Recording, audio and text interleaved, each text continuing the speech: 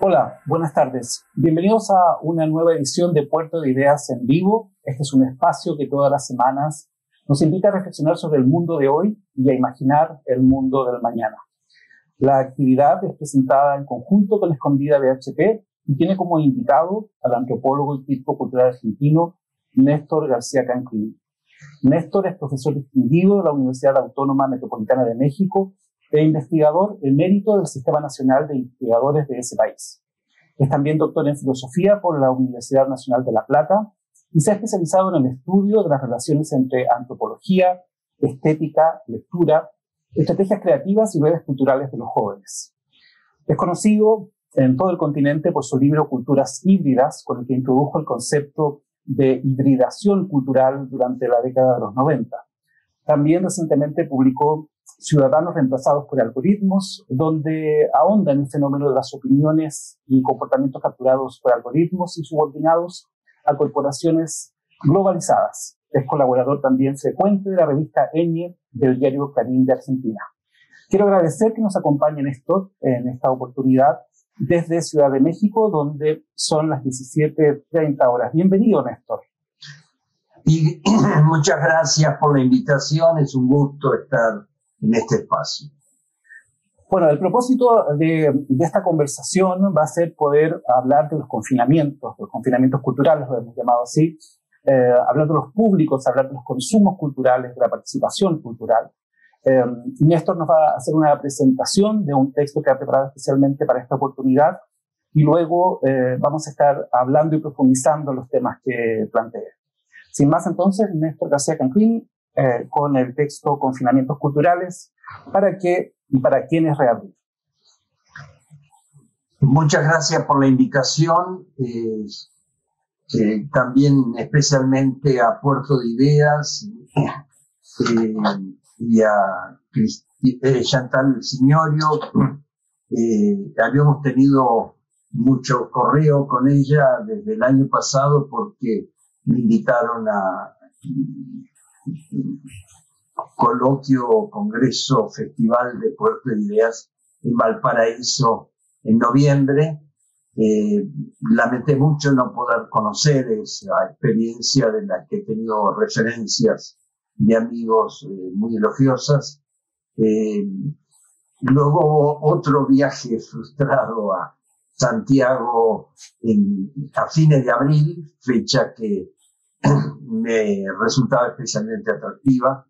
Y esto es una compensación, pero con las limitaciones pone en escena de lo que vamos a hablar. Desde dónde se puede hablar, cómo podemos relacionarnos con aquellos que escuchan y ven.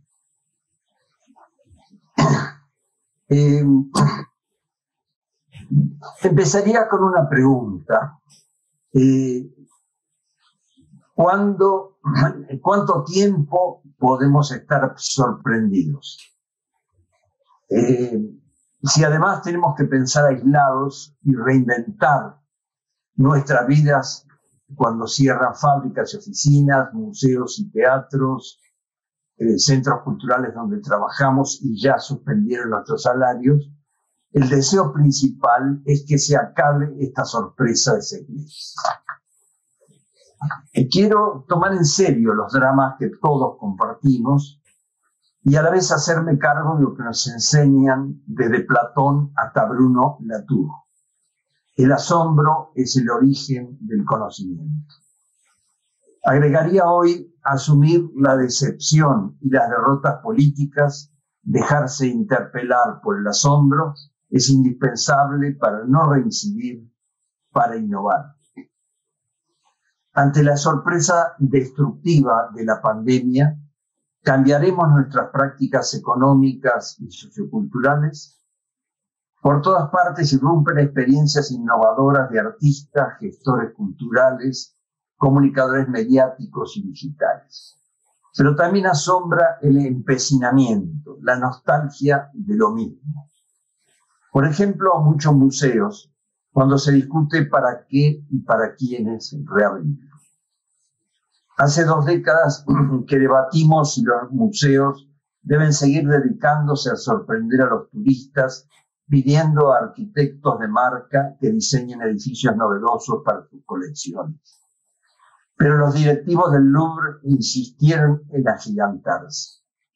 Luego de los atentados del 11 de septiembre de 2001, al Louvre le costó 3 años recuperar los millones de personas que iban cada año, de los cuales 75% no son franceses, y en su mayoría proceden de Estados Unidos, China, Corea del Sur y Brasil. El presidente del Louvre, Jean-Louis Martinez, que ya había tenido que cerrar las puertas en el verano de 2009, cuando el museo superó los 10 millones de visitantes, reaccionó ante la suspensión obligada de 2020, que le hizo perder 40 millones de euros. Su frase: no hay una solución milagrosa, habrá que abrir más horas y más salas. Si el director del Louvre mirara con atención las noticias sobre quiebras de aerolíneas y las desesperadas ofertas de viajes baratísimos y desaconsejables, tendría una previsión más realista de los futuros visitantes extranjeros a los museos, al menos mientras no haya vacuna.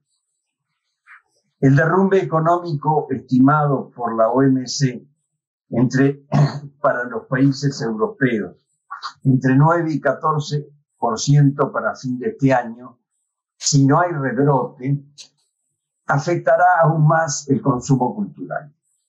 Los pronósticos son peores en América Latina, donde 95% de los museos seguían con sus edificios cerrados a fines de julio de 2020. Dato del Consejo Internacional de Museos, del ICOM.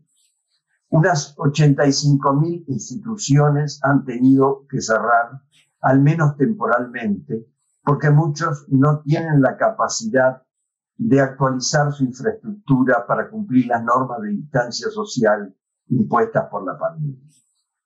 Ernesto Otone, subdirector de Cultura de la UNESCO, dijo que 13% de los museos no podrán reabrir nunca. Me interesa entender esta ambivalencia entre el deseo y la necesidad de abrir junto con la complejidad de los obstáculos. Y un camino puede ser acordarnos de la cantidad de veces en que las vanguardias artísticas y a veces los empresarios vienen gestionando en formas inesperadas las relaciones entre creadores, intermediarios y público. ¿Por qué dudar de que el teatro se rehaga sin que se toquen los cuerpos de los actores y haya butacas vacías entre un espectador y otro? No podemos olvidar cuántas veces se han ensayado otras relaciones entre creadores y público. Por ejemplo, en 6 personajes en busca de un autor, de Luigi Pirandello, en 1921, con Tadeusz Kantor y los actores marionetas en La clase muerta, lo que Bertolt Brecht llamó precisamente distanciamiento. Beckett y el Godot que nunca llegan. Las experiencias de creación dramática colectiva de Enrique Buenaventura en Cali. El Grupo Octubre, encabezado por Norman Briski, elaborando las obras con habitantes de barrios obreros y villas miseria en Buenos Aires. Sobresalían entre aquellas innovaciones de los años 70 y 80 del siglo pasado, las de Augusto Boal en Brasil, Argentina y Perú, improvisaciones para reinterpretar las noticias, el que llamaba teatro invisible, que desarrolló representando escenas improvisadas fuera del teatro, en un restaurante, un mercado o un tren, ante personas que no estaban ahí para ser espectadores. Los experimentos de varios de estos artistas se procesaron durante guerrillas y exilios, situaciones próximas al confinamiento, pero no en tiempos de Internet. Redefinir el teatro en modo web suscita valoraciones distintas. Javier, quien me acompaña, y es un gusto tenerlo aquí, diferencia entre el público que acude a una sala y se muestra dispuesto a permanecer en silencio durante el tiempo de representación, de una audiencia digital infiel e impredecible que se ha socializado en el streaming a partir de lógicas testeadas y guiadas por algoritmos de recomendación como los de Netflix o HBO, más proclive al nesting, anidamiento y a los maratones de series. Brenda Bernstein, en cambio, apuesta a reelaborar el lenguaje para incluir al espectador virtual que entraría a la comunicación en su celular en cualquier momento del día. Mi opinión es que deberíamos sostener las estructuras de interacción directa y presencial, salas, artistas, becas y eventos, y reelaborar a la vez la experiencia teatral en nuevos formatos digitales y presenciales. Por tanto, el modo de producir y las expectativas sobre la atención y los aplausos. ¿Qué es acceder? ¿Qué es disfrutar? ¿Cómo se preserva el patrimonio artístico de las artes escénicas? El cine, por su parte, ha transformado tantas veces su relación con los espectadores. De las carpas a los palacios con miles de butacas, cedidos con resignación hace décadas a templos evangélicos y estacionamientos, salas reemplazadas desde los años 80 por videocaseteras, luego las multisalas, los DVD en blockbusters y puestos de venta piratas, las pantallas de celulares que abrevian el viaje en metro. Pienso en las experiencias formales y la interacción hipertextual con los públicos de Jean Godard a Haru Farocki y la extensa lista de latinoamericanos, sería injusto citar a 4 o 5. Cada muerte del cine tuvo sus viudos y sus resurrecciones. En México los espectadores se redujeron a la mitad entre 1976 y 1994. Las multisalas y otros cambios en el modelo de exhibición quintuplicaron la asistencia en los últimos 25 años. Y ahora el país ocupa el 4º lugar en el mundo en infraestructura y espectadores. Los públicos decrecen en países centrales como Alemania, Francia e Italia, y aumenta en muchos periféricos, China, Corea, Polonia, Rusia y Turquía. Periféricos entre comillas, estamos poniendo a China, por ejemplo. Ante las nuevas preguntas que surgen en esta época de aislamiento doméstico en muchos países, de circulación restringida y temerosa en otros, las estadísticas y encuestas de consumo cultural realizadas en las condiciones anteriores de desigualdad en el acceso cultural requieren plantearse. Quizá no podemos hacer hoy las mismas averiguaciones porque nos van a dar resultados muy diferentes si tenemos que partir de la experiencia de etnografía, de los propios actores, directores teatrales, de cine, etcétera, para ver cómo reubicarnos en este nuevo contexto. Quiero contar aquí brevemente la experiencia de investigación que a mí me llevó a cambiar mi manera de ver qué pasaba con los lectores. En México hubo 2 primeras encuestas nacionales de lectura, una en 2006 y otra en 2012, y esas encuestas se centraban en preguntar cuánto lee, cuánto de periódicos, de revistas, de cómics, pero todo era leer en papel. Y ya en 2006 había redes digitales y había evidencias de que se leía mucho y se escribía.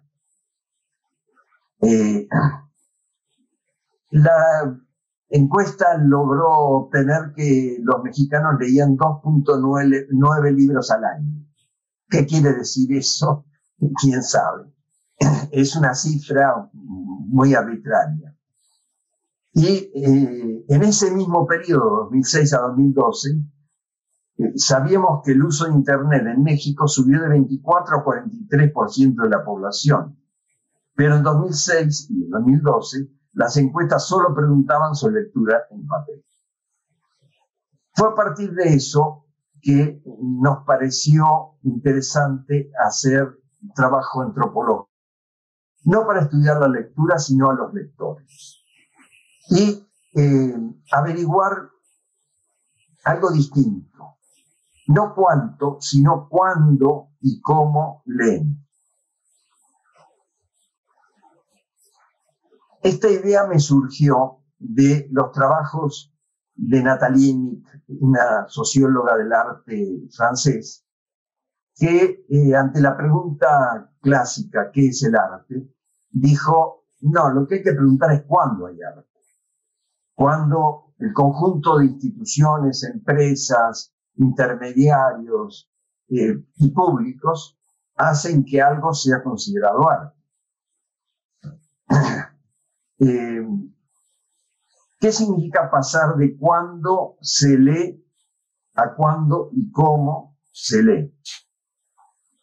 Lo mismo podemos preguntar no qué es el patrimonio, sino cuándo hay patrimonio. ¿Quiénes lo valoran como objetos u edificios excepcionales? ¿Cómo se decidió en la UNESCO qué bienes podrían definirse en distintas épocas como patrimonio de la humanidad, con distintos criterios, y como fueron en un primer periodo a partir de 1973, cuando se creó este programa de patrimonio de la humanidad, el criterio de la autenticidad, después el de la belleza, el de la representación sociocultural de la diversidad,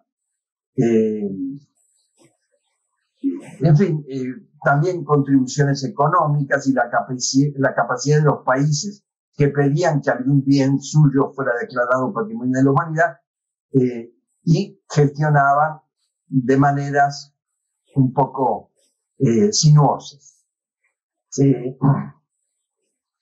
Podríamos preguntarnos cuándo hay públicos.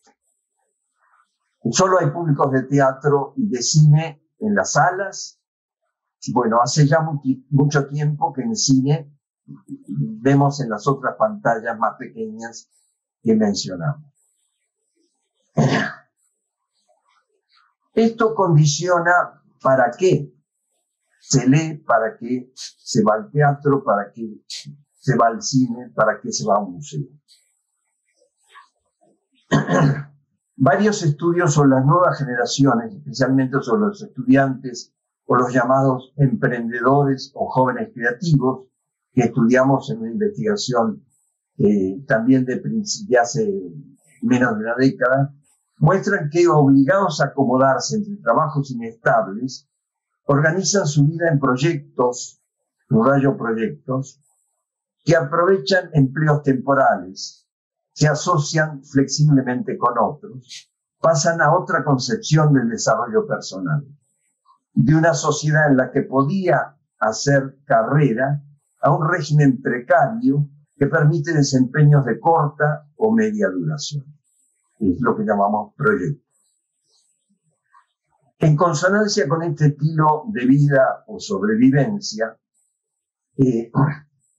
dos investigadoras del equipo, una artista, escritora mexicana con formación en ciencias sociales, Verónica Gerber, y una antropóloga chilena, Carla Pinochet Cobos, observaron que estos jóvenes creativos leen por proyectos. En vez de elegir qué y para qué leer de acuerdo con los cánones escolares o de la alta cultura, van leyendo según sus necesidades coyunturales, para cursar una materia, postularse para obtener una beca o financiamiento para una exposición o un trabajo, para comunicarse con sus amigos. Estas motivaciones variables corresponden y en parte explican el aumento de las lecturas breves, discontinuas, más próximas al zapping televisivo o digital que a las prácticas lectoras lineales de textos completos, valoradas por la formación escolar.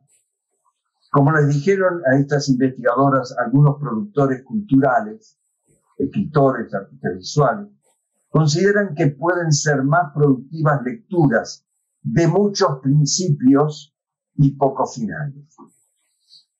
La computadora y los celulares contribuyen a este estilo en el que los soportes para leer son usados como centros de operaciones para múltiples tareas. Se concentran no solo en los textos inmateriales, sino también en las herramientas para gestionar los saberes y entretenimiento. Una entrevistada dijo: tienes 17 ventanas en la computadora, 3 libros abiertos, una llamada telefónica, la música sonando y el gato entrando, y te acostumbras. Ya no es ruido, sino lo cotidiano. Nos interesó también entender por qué suele decirse que ahora se lee menos, mientras las ferias del libro crecen en asistencia. ¿Dónde estudiar lo que sucede al leer? ¿En los comportamientos singulares de cada persona o en las interacciones sociales? Las encuestas tradicionales, sobre todo hasta hace muy pocos años, se hacían dirigidas a individuos para que contaran cómo era su experiencia de lectura o de no lectura en forma aislada. Sin embargo, los estudios de consumo muestran desde hace décadas que aun cuando compremos solos, participamos en el uso, por ejemplo, de los libros, de una película, de tendencias sociales, atendemos a moda de recomendación. Las actividades de las ferias del libro suelen ocurrir en un ambiente distendido, con recorridos flexibles, a menudo en tono de fiesta. Se compran libros y también se los lee en fragmentos sentados en el piso.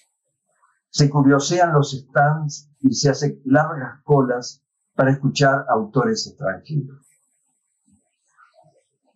Varias ferias han percibido este sentido lúdico de la visita e incluyen en sus programas, además de actos explícitamente literarios, como conferencias y mesas redondas para presentar libros, conciertos de músicas populares, teatro y cine, juegos para niños y grandes, constante circulación de cámaras que filman entrevistas dentro del espacio ferial, tanto a autores renombrados como asistentes anónimos, encantados de ser difundidos más tarde por las televisoras. Diríamos que los públicos suelen ser promiscuos. Es comprensible que el interés fuerte de los editores y libreros sea principalmente la venta, pero desde la perspectiva de los visitantes, compradores, lectores, unidos por guiones, importan las actividades que los involucran en experiencia. Desde hace años se discute sobre la profundidad o la banalidad de las lecturas aceleradas y fragmentarias en Internet. La lectura multimodal en pantallas, con textos, mapas, imágenes, videos y otros enlaces, ofrece mayor diversidad de información, perspectivas e interrelaciones sociales. El acceso veloz al texto y a la comparación con otros textos no garantiza el pasaje automático de la información a la comprensión y a un pensamiento renovado. Sí facilita desprendernos del autismo del lector enfrascado, confrontar nuestra lectura con los demás, situar las propias hipótesis y gustos en la intersubjetividad de las redes.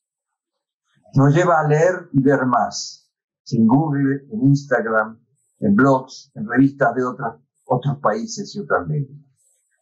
Es curioso que nos cueste reconocer ante la intermedialidad digital algo que sabemos desde hace décadas, observando los libros infantiles y juveniles o las guías turísticas, donde el texto central, enriquecido con mapas, imágenes en movimiento y sonido, puede acrecentar tanto el interés de la lectura como la calidad del saber.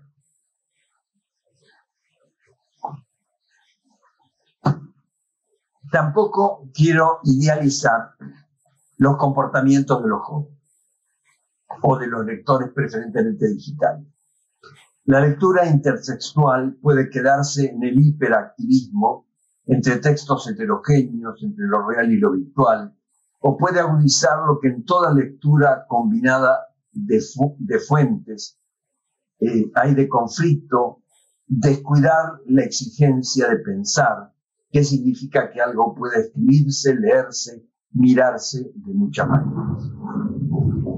En este sentido, podemos entender la creación literaria en blogs, las ediciones independientes, los audiolibros y páginas digitales que incitan a ver de otro modo la escena de la escritura y la de la lectura, como maneras de conversar y hacer tejido social.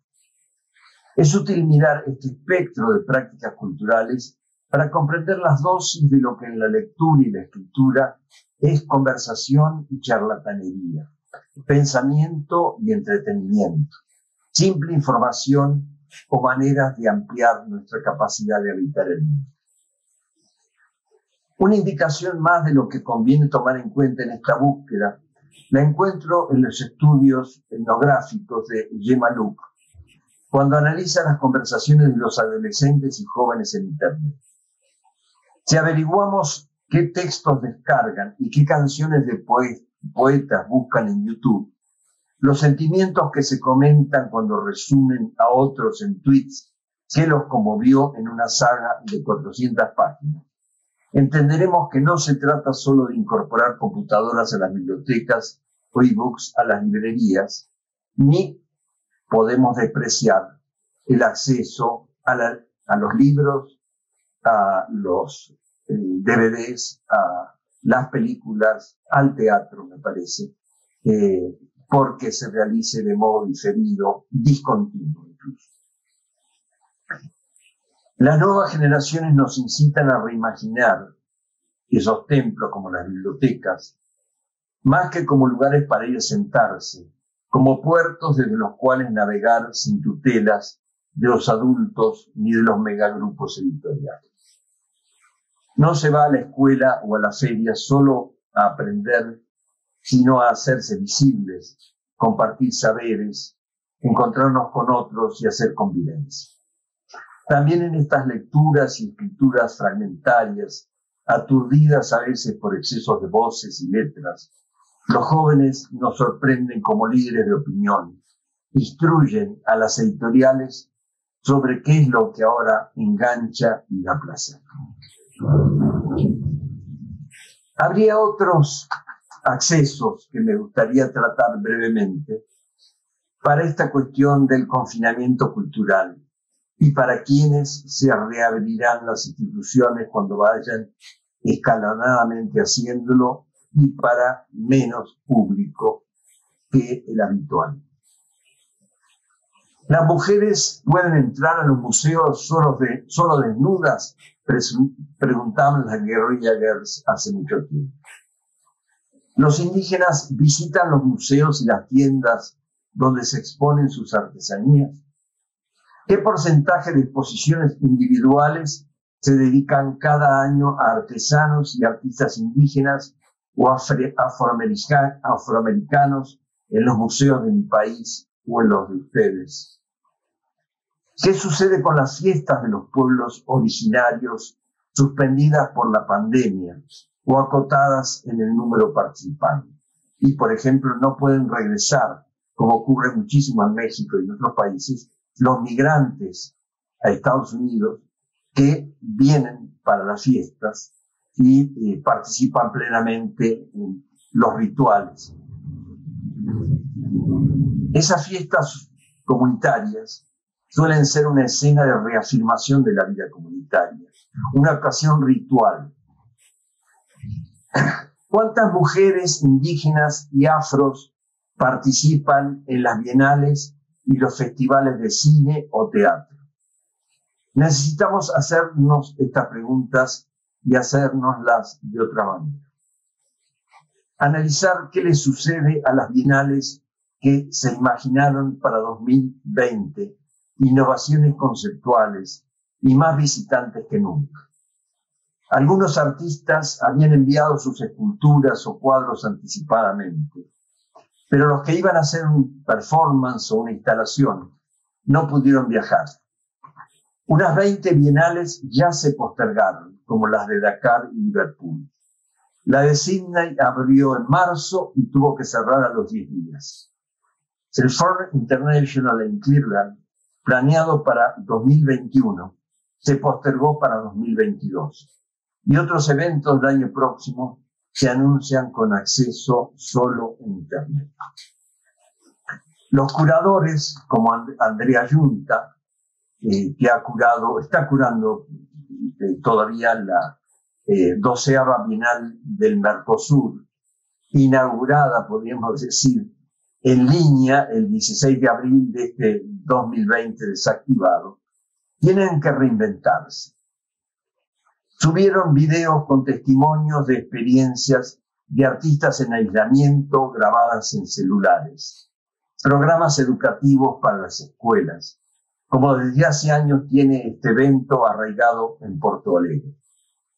Pero aunque nunca fue una bienal Airbnb, visitada como parte de un tour, dice Giunta, ella y su equipo tuvieron que reinventar la comunicación y la puesta en escena de los núcleos temáticos. Los dos núcleos que organizaron la exposición eran los feminismos y los artistas afroamericanos o afrolatinos.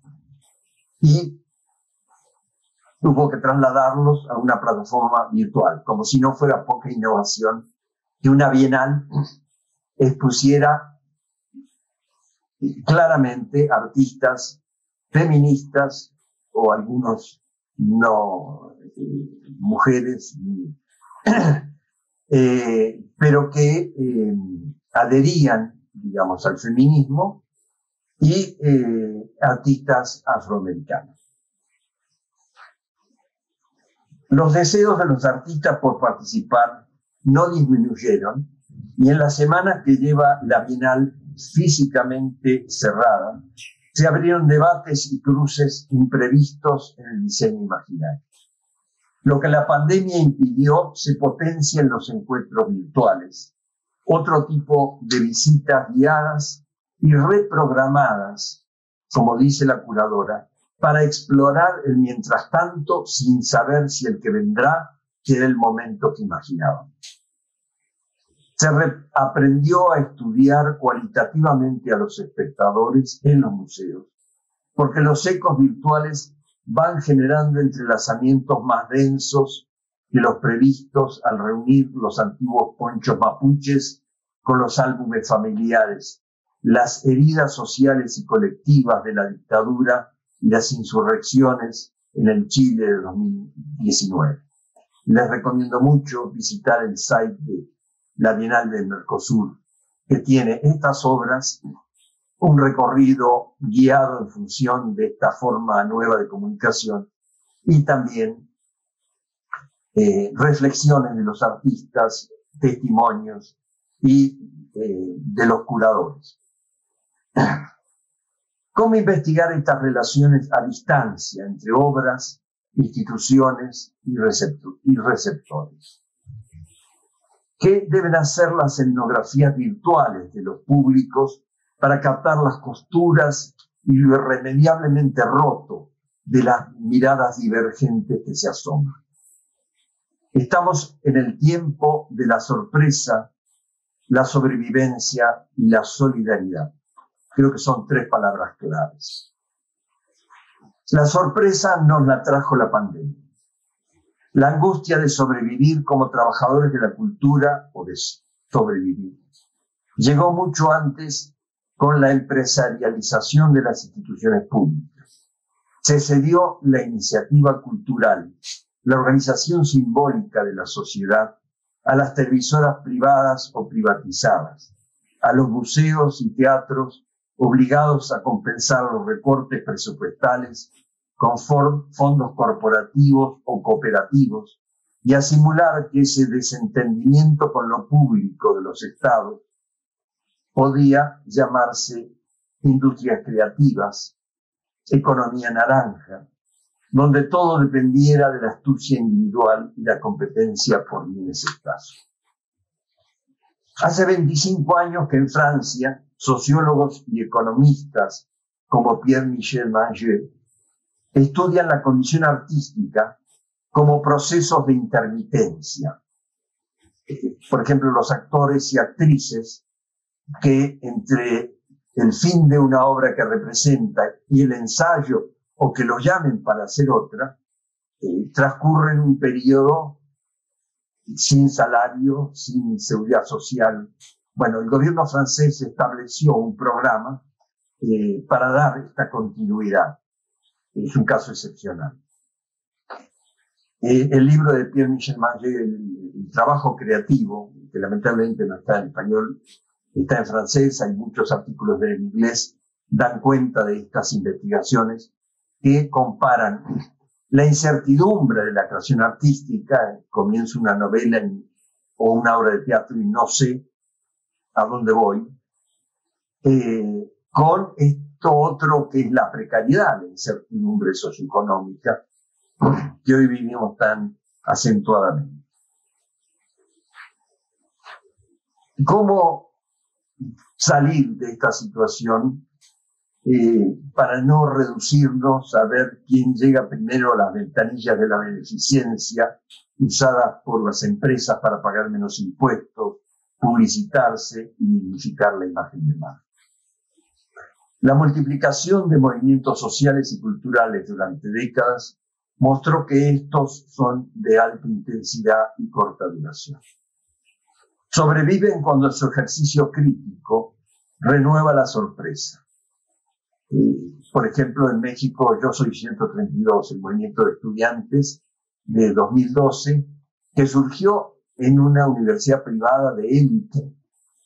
Nadie esperaba que otras universidades privadas se adhirieran, muchas públicas, hubo más de 90, y generara un trastorno sociopolítico en plena campaña electoral, criticando al candidato a presidente que finalmente ganó y a las televisoras que lo habían convertido en su candidato.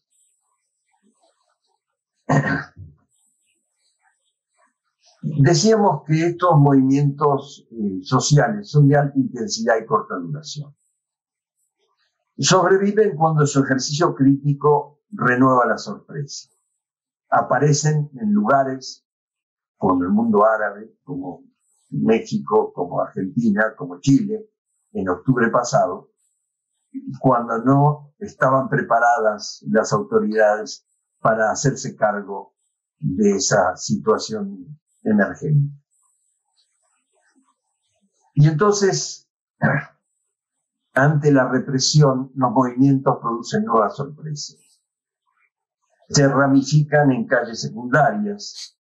Ante el confinamiento se rehacen las redes y los balcones. Pero ¿cómo rehacerse de modos durables? Cambiar las leyes que penalizan el aborto y reglamentan los modos de amarse como si hubiera uno solo legítimo. Ser solidario, hemos aprendido, no es estandarizarnos, sino aliarnos en la diversidad y reconcebir a las instituciones como lugares donde se garantiza la creatividad, donde los movimientos pueden ir más allá de su carácter tantas veces efímero, donde es posible que las instituciones artísticas no piensen solo en reproducirse. En esta línea hay un gran tema cultural y político. Cómo las instituciones en la actualidad son reemplazadas por las aplicaciones y cómo ser ciudadanos en ambos circuitos. Al capitalismo le resulta cada vez más difícil controlar los movimientos sociales que primero los sorprenden y después piden reescribir constituciones. Cuando se forman, como viene ocurriendo en América Latina, asociaciones de artistas, de editoriales independientes, de medios, televisoras y sitios digitales alternativos, las estructuras clásicas de la gestión cultural son poco capaces de cambiar a la medida de los desafíos. Muchos lo están haciendo hoy, pero apresuradamente por la sorpresa que hemos tenido con la pandemia. Ahora que tenemos curadores jóvenes que renuevan los museos y sus interacciones con los públicos, espectadores con más escolaridad e información que hace 30 o 40 años, que no se quedan en lo que llega de Hollywood o Miami, feministas que reorientan bienales y festivales. La incertidumbre desorienta a los administradores. Su respuesta suele ser dura. El capitalismo de la precariedad se vuelve capitalismo de la prescindibilidad. Lo habían ensayado las dictaduras de los años 70 y 80. Luego le dieron formas blandas políticos y empresarios. Hoy vivimos la desinstitucionalización en la política cultural por quienes ya no saben cómo mostrar qué hacen, cómo que las administran. Es tarea de los movimientos que interrumpimos la vuelta imposible de la vieja normalidad, reinventar los movimientos y las instituciones. El arte puede convertir la sorpresa de la indignación en formas institucionales flexibles, no para poner orden en la sociedad o extraer lucro, sino para crear plataformas de solidaridad creativa. Muchas gracias. Muchas gracias, Néstor, por esa reflexión. Sin duda que trasciende al tiempo que estamos viviendo, que es el confinamiento, sin duda que pone el contexto del confinamiento en el proceso que previo al COVID viene enfrentando las artes en distintos contextos, especialmente en nuestro continente. Hay algunas ideas que se han planteado en esta presentación referidas a los públicos, especialmente a la incertidumbre, por ejemplo, en las que me gustaría profundizar. Si bien hoy no tenemos muchas evidencias, y justamente la invitación que has hecho en tu presentación es a cambiar las preguntas, probablemente a hacernos nuevas preguntas, me gustaría invitarte a especular, ¿no? Y a especular a partir de tu reflexión sobre cómo avisoras el tiempo que viene, por ejemplo, en relación a los consumos culturales. Lo digo porque hemos escuchado y hemos visto circular por distintos contextos, por distintos escenarios, afirmaciones o expectativas, algunas muy idealistas, algunas muy optimistas. Por ejemplo, que el hecho de que se hayan puesto mucho material en línea, que haya una oferta digital más amplia, estaría generándose quizá nuevos públicos o el campo artístico estaría ampliando sus públicos. Y la gran duda frente a los procesos de desconfinamiento, donde las organizaciones que trabajan a partir de la presencialidad van a ver reducido su capacidad. La pregunta es cómo sostener esos nuevos públicos, ¿no? ¿Qué visión tienes puntualmente sobre esta temática? ¿Crees que de este proceso podrían surgir nuevos públicos? ¿Tendríamos que preguntarnos lo que veníamos pensando que eran los públicos?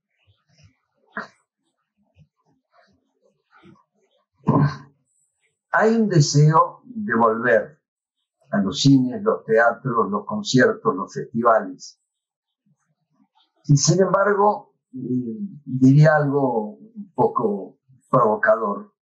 Hemos tenido en los últimos años muchas manifestaciones feministas, muchas de desocupados, de jubilados, etcétera, etcétera. Indígenas, por supuesto, afroamericanos, especialmente en Brasil. Pero que yo recuerde, no ha habido manifestaciones de públicos durante la pandemia que pidan reabrir los escenarios o las pantallas en lugares cerrados. Hay mucho temor. Es lo que estamos viendo en lo que sí se reabre. y a veces la necesidad urgente de volver a cerrar. Vimos ayer en Estados Unidos, especialmente en Texas, que se habían reabierto escuelas y allí y en otros estados hubo inmediatamente un regreso de los contagios. Leía una carta de un director de una escuela lejana a los padres, agradeciéndoles porque habían facilitado que los niños volvieran a reencontrarse presencialmente durante 2 días. Hay una discusión que conocemos internacional sobre esto. En Europa, donde la pandemia golpeó antes, también hay un regreso, cierre de playas, cierre de la circulación demasiado abierta en ciudades como Barcelona o Madrid, que están reagudizando los contagios. Entonces, por un lado, yo diría que es una situación muy imprevisible. La declaración que hizo ayer el director general de la Organización Mundial de la Salud fue que quizá el coronavirus no tenga solución. No digo que haya que confiarle tanto a la OMS, pero si él lo dice, debe saber algo más que nosotros.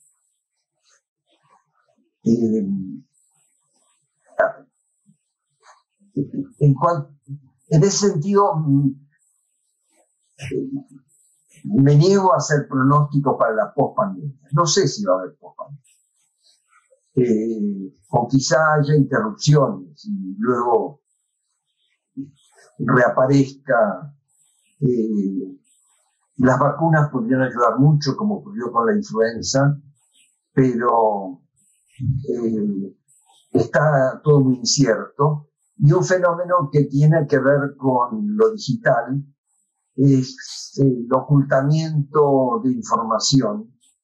Tú mencionabas, creo al comienzo, las dudas sobre el origen del COVID y podemos hablar un poco más de eso si quieren, pero todo esto contribuye a una incertidumbre en cuanto a qué pasos dar. Y mucho vemos en países como México, donde no hay una cuarentena estricta y bastante bien planeada, como me parece que hay en Argentina. En México diría que el confinamiento depende del autoconfinamiento, de la responsabilidad individual y familiar o grupal. Hay demasiadas transgresiones. Y está creciendo día a día el contagio y las muertes. En este panorama podemos hablar de qué hacer el mes próximo, qué sería razonable planear. Es posible que se reabran teatros. Yo creo que tú has pensado este tema más que yo. De los cines está muy dudoso. La Cineteca magnífica que hay en la Ciudad de México con 10 salas y a la que muchos estamos ansiosos por regresar por su programación excepcional, ya hizo conocer un protocolo para cuando reabran, pero no hay fecha. Ayer el secretario de Educación de México dijo mostró cómo se va a organizar las clases, no en línea, sino más bien por televisión y radio, y dijo que no va a haber vuelta presencial a las escuelas hasta que no haya verde en el semáforo. Creo que en este contexto reinventar lo que veníamos haciendo es la tarea en la que están comprometidos artistas, instituciones culturales, curadores, y que vamos a ir viendo decisiones que se toman y se retoman a cada momento. Eh, Hay quienes se han lanzado a viajar en avión y también se han contagiado porque los aviones no guardan cercana distancia, sana distancia. Más bien dejan que se ocupen todos los asientos, están desesperados por salir de la crisis que nos ha trincherado.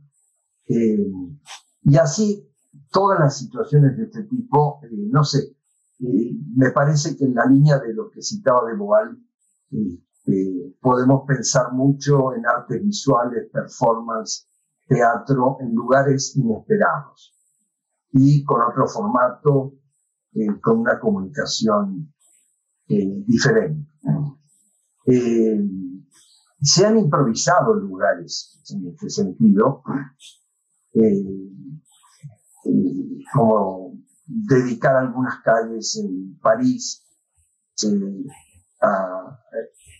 que sean peatonales exclusivamente y que los restaurantes puedan colocar mesas no solo en la acera, en la vereda, sino en la parte de tráfico.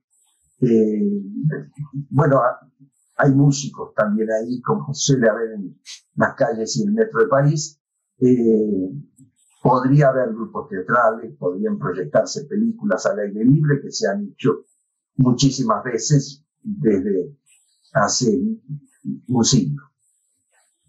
En fin, creo que debemos ir reinventando y lo más importante es los formatos, la capacidad de invención que podemos reencontrar en la historia de las artes y en la historia de la gestión cultural, que ha madurado mucho en los últimos años con infinidad de maestrías, posgrados en gestión cultural que dan una alta calificación a un personal de museos, de centros culturales, de muchas instituciones que no teníamos hace 20 años. Claro, sin duda hay un campo profesional que se ha desarrollado, pero no estamos muy seguros que ese campo profesional estaba preparado para un confinamiento global, ¿no? Eso es inédito. Indudablemente, un escenario de incertidumbre va a requerir flexibilidad, ingenio y nuevas respuestas y capacidad de adaptación. En la presentación que acabas de hacer y también en el último libro que está en línea, hay una referencia, diríamos, hacia nuevas formas de leer, ¿no? Y cómo estas nuevas formas de leer están en diálogo con nuevas formas también de circulación de contenidos y de condicionamiento en muchas veces de la información. Me refiero a la relación compleja que se está dando con los algoritmos. Y quiero detenerme en ese punto. Decías en tu presentación que si las organizaciones culturales quizá pueden ser equiparables a una aplicación, en fin, y lo que hemos estado viendo en este tiempo es que el confinamiento ha acelerado un proceso en muchas organizaciones, ¿no? Ha acelerado no solamente la digitalización, sino que las preguntas sobre cómo incorporar la cultura digital, por ejemplo, para la sostenibilidad de las organizaciones.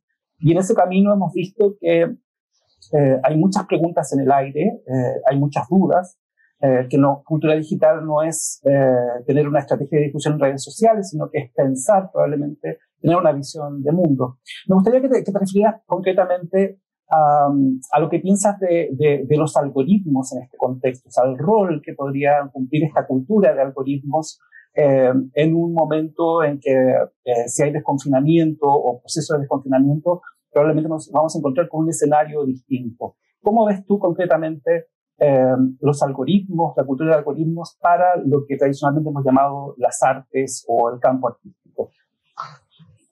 Ya la estamos viendo porque usamos mucho más YouTube, Netflix, Movie, una serie de plataformas que nos ofrecen películas, conciertos, conferencias, mesas de conversación como esta. Y nos asocian con lo que debería gustar. Entonces ya los algoritmos están trabajando con nuestra trayectoria digital extrayendo datos no solo de allí, del correo electrónico. Cuento una anécdota para la que estaba preparado por lo que había estudiado cuando estaba escribiendo el libro, y sin embargo me sorprendió. Yo estaba viendo en mi computadora noticias de última hora, vi que había una entrevista a Alberto Fernández cuando todavía no había asumido como presidente, y dije, quiero leerla, pero estoy muy cansado, la vista, en fin, voy a imprimirla y mañana la leo. Dejé la pantalla de la compu, me subí a ver en la pantalla de la televisión que encontraba en YouTube, y el segundo ofrecimiento que me daba era otra entrevista con Alberto Fernández.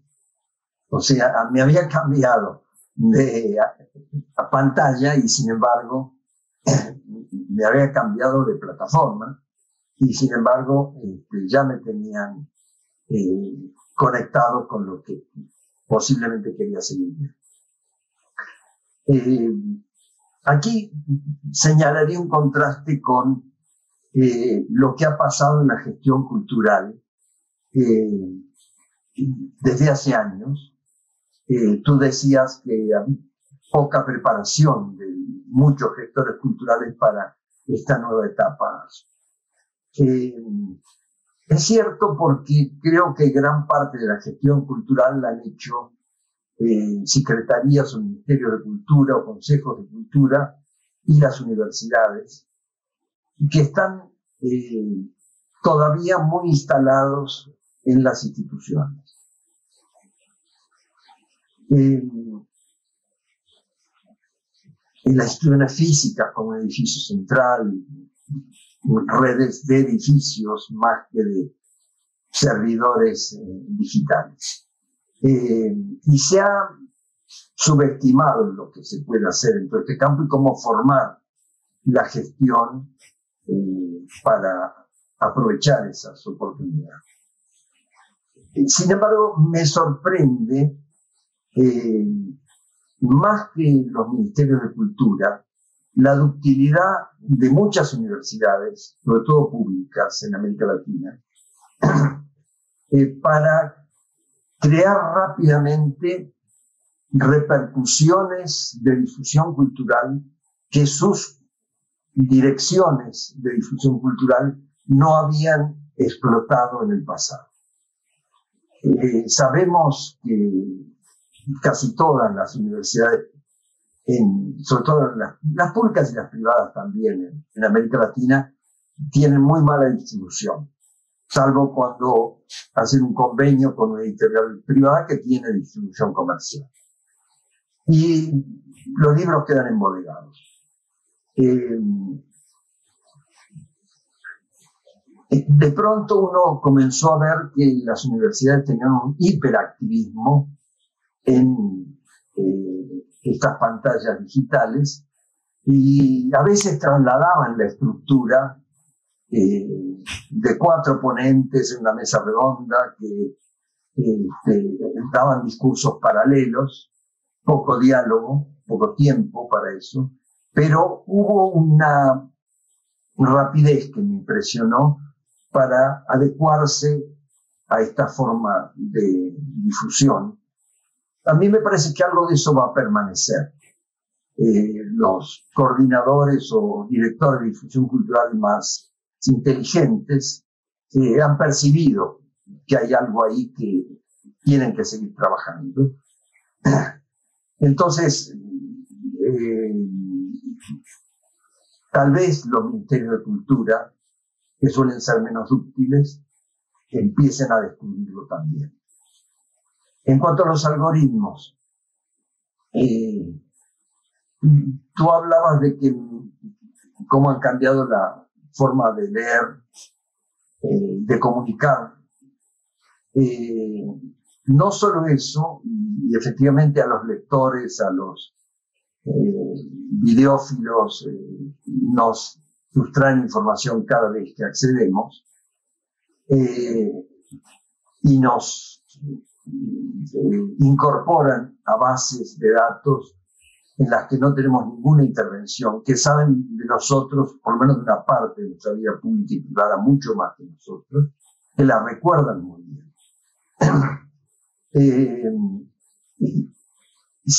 Pero algo nuevo me parece que nos podría hacer pensar también la parte creativa y la relación con los públicos, en relación con los algoritmos. Es algo que se ha sabido hace pocos días. Por lo menos yo me enteré la semana pasada, y creo que cuando mucho habrá algunos meses de esto, que es el GPT-3, una nueva edición del generador de textos GPT-2,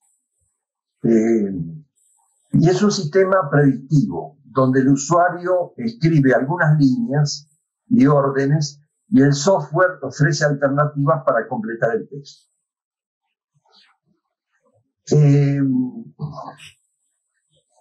A partir de grandes archivos algoritmizados de textos disponibles, se habla de 410.000 millones de textos en la web, entre otros materiales. Esto ha permitido hacer usos ya instalados, comerciales incluso, de manera que se pueden crear audios de textos que nunca fueron registrados en audio, simular la imagen de tipo Photoshop, pero más avanzado, de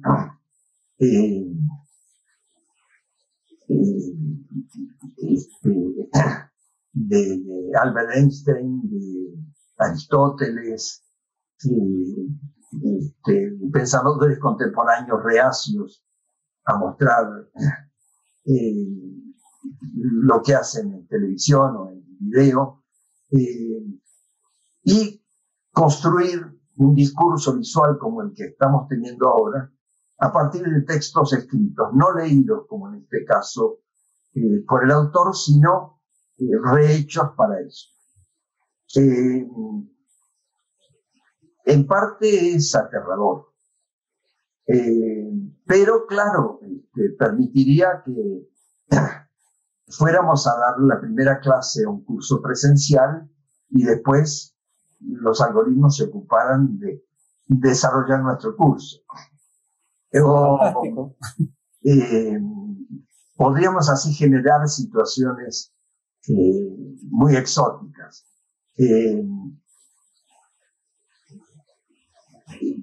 Es terrible en el sentido de que sabemos cuánto se equivocan los algoritmos. También, sin duda. Nos proponen, si vimos tal música, ver tal otra, y se equivocaron. Nos da una inmensa satisfacción que se equivoquen. Nos parece que no estuviéramos totalmente controlados. Pero también los algoritmos pueden sujetarlos, y sobre todo los sujetan, los convierten en consumidores y ciudadanos sumisos.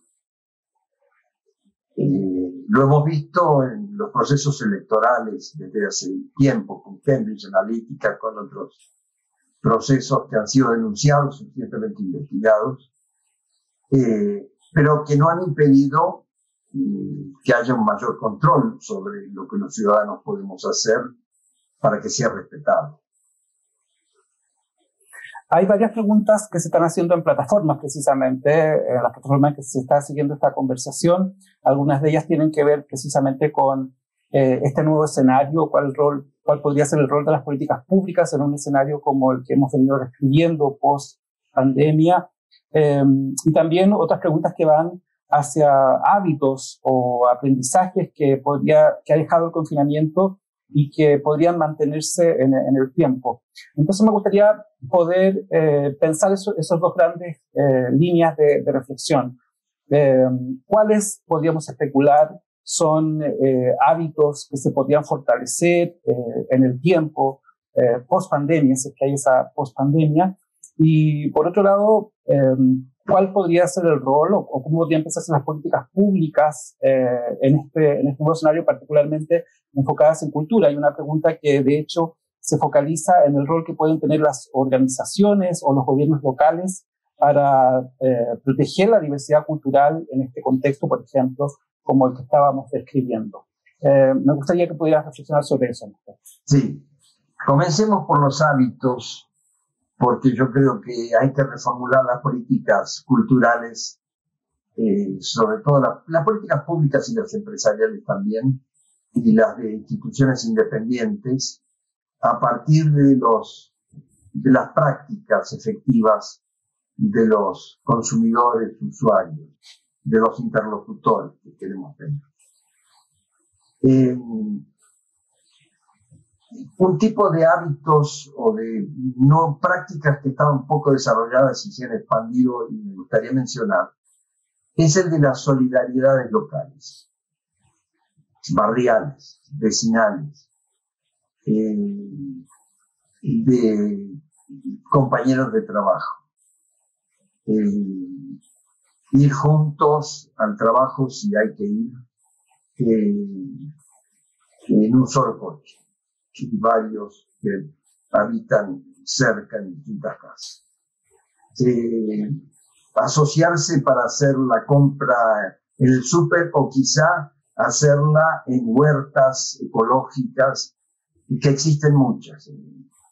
Y no sé cómo es esto en Chile, pero en México ha habido una efervescencia durante la pandemia, y con algunos ejemplos interesantes. Por ejemplo, en esto que decíamos de los jóvenes creativos y que se agrupan, sabemos que una de las actividades creativas que ha crecido internacionalmente son los jóvenes que se asocian para crear restaurantes.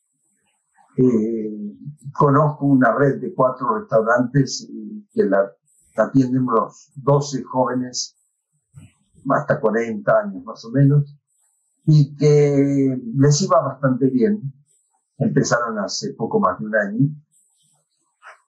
De pronto tuvieron que cerrar, porque todos los restaurantes fueron obligados, y se reorganizaron para proveer servicios a domicilio, conectando a cultivadores populares de la Ciudad de México, algunos que son indígenas, o de origen indígena, pero mantienen costumbres, fiestas tradicionales, y que cultivan en sus huertas y venden para mercados populares, lo que se llama mercados sobre ruedas en México, que se instalan un día a la semana en distintos barrios. Y establecieron una conexión que no existía entre huertas muy periféricas, con protección, con cuidado, con selección de lo que venden, y consumidores urbanos que estábamos acostumbrados a ir al súper o al mercado de nuestro barrio el día que se instalaba. Hay hábitos de solidaridad vecinal, también en relación con la inseguridad, con atender necesidades de los otros, preocuparse de los ancianos que viven cerca y no tienen quien vaya al banco en lugar de ellos, no tienen hijos. En fin, 1000 actividades, posiblemente haya equivalentes entre ustedes, Santiago y en otras ciudades, y que esos hábitos yo creo que van a perdurar. Quizás se debiliten cuando se abran más la circulación pública, pero para algunos seguirá siendo un recurso alternativo muy valioso. A partir de esto me parece que podemos replantear lo de las políticas públicas. Para mí, así como la cultura no es solo espectáculos artísticos, lectura, lectores, sino creación de sentido y sostenimiento de ese sentido. Para la antropología, no es una novedad. Pienso que estas solidaridades son creación de sentido que no existía. Ya no estamos tan atrincherados en los departamentos, en las casas, con bardas altas para protegerse de la inseguridad. La inseguridad ha crecido porque hay más desempleo y porque crecen las mafias que ocupan territorio en todos los países de América Latina. Y hay una pregunta para las políticas públicas, culturales, urbanas, es cómo fortalecer, cómo dar plataformas. No solo dinero, en muchos casos sería útil, que lo que se llama presupuesto participativo, desde que se inició en Porto Alegre el proceso en la época de Lula, y que hay muchas ciudades también en México, no solo se expanda, sino que crezcan esos presupuestos, que los gobiernos manejen menos dinero y los ciudadanos más. Y sobre todo los ciudadanos con proyectos solidarios, cooperativos. Mi impresión es que en las artes propiamente van a surgir nuevas formas de economía creativa, por llamarla en otra palabra que me da mucha simpatía. Pero vamos a tener que organizarnos de otra manera. Ya hay cooperativas, hay teatros independientes, hay intentos de las editoriales independientes de sobrevivir ofreciendo de otra manera, con las librerías cerradas, llevando a domicilio, viendo cómo buscan alternativas, transformarse. Me parece que estas son algunas de las líneas, hay muchas más, de nuevos hábitos que están surgiendo. Sabemos por otras experiencias traumáticas que pueden durar tanto como la Segunda Guerra Mundial, que muchos europeos volvieron a medida que económicamente pudieron restablecerse a hábitos capitalistas, hábitos de relación con la cultura y con la vida social más individualistas y menos cooperativas. Ok, bueno, sin duda, pero esta idea de creación de sentido a partir de la solidaridad me parece muy significativa. Néstor, quiero agradecer el tiempo, la dedicación, el haber compartido este texto escrito especialmente para esta oportunidad, esta reflexión, que sin duda es mucho más amplia, o podríamos volver a encontrarnos para seguir pensando, ¿no?, las formas de participación. Quiero también agradecer a Puerto de Ideas, a Escondida BHP por acompañarnos en esta conversación. Néstor, sus palabras para la despedida. Sí. Bueno, yo quisiera asegurarle que toda esta conversación y la presencia de Javier y mía no fue resultado del GPT-3,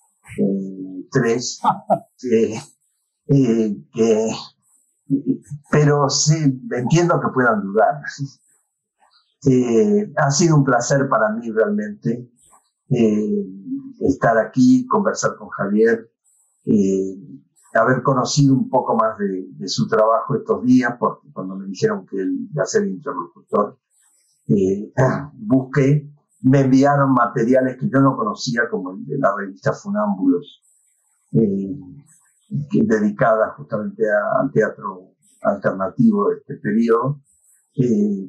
Lo felicito por haber reconvertido Puerto de Ideas en esta experiencia de transmisión de comunicación internacional, mucho más concurrida que si se hiciera solo en Valparaíso, extraño no estar en Valparaíso, en Santiago, y espero que llegue pronto la oportunidad de poder dar alguna charla y asistir a otras ahí, y luego con amigos, que también extraño, a comer buenos mariscos.